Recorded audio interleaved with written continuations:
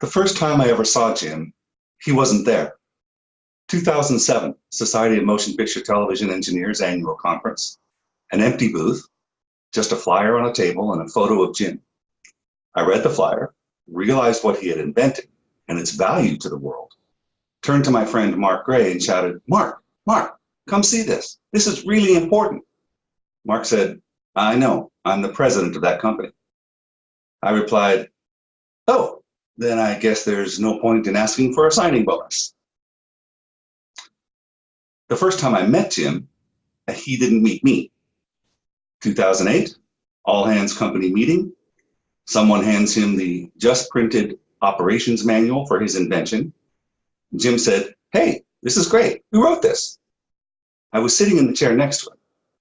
He glanced at me for just a second and went back to the manual.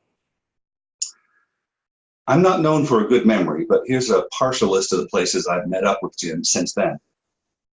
Florida, New York, Nova Scotia, Denver, Los Angeles, Savannah, and Oslo, Norway. The list of places I've gone in the service of his invention is much longer.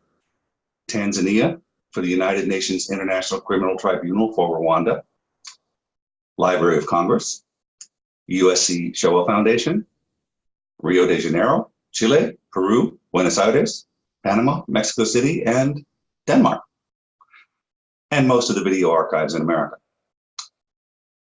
I saw Jim nervous only twice in all that time. His wedding with Emily, of course. The other time was standing next to me, waiting to go on stage in Hollywood to accept his SMPTE Award for Lifetime Achievement.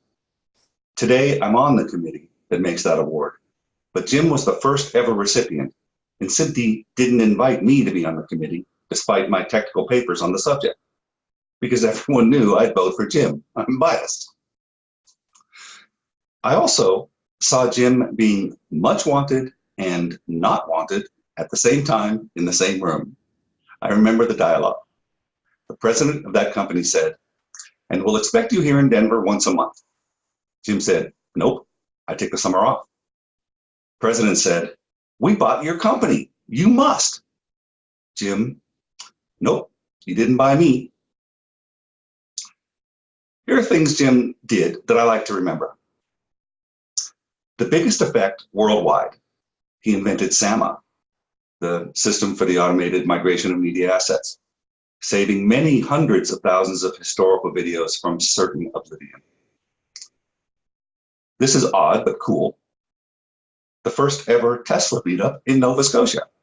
2 Teslas, 2 owners, and me taking their picture. This one.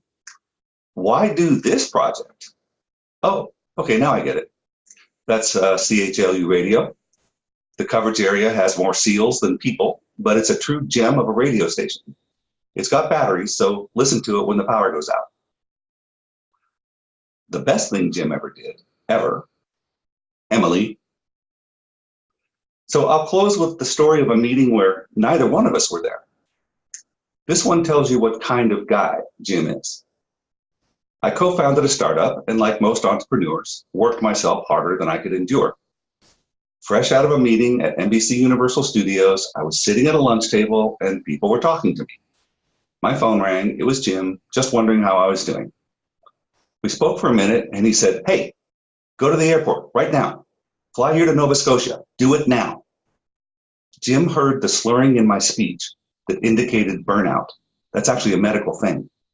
No one else saw it, but Jim heard it over a cell phone connection.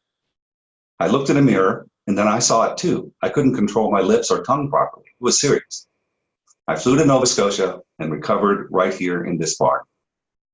Now that's a friend you want to have. Bye for now.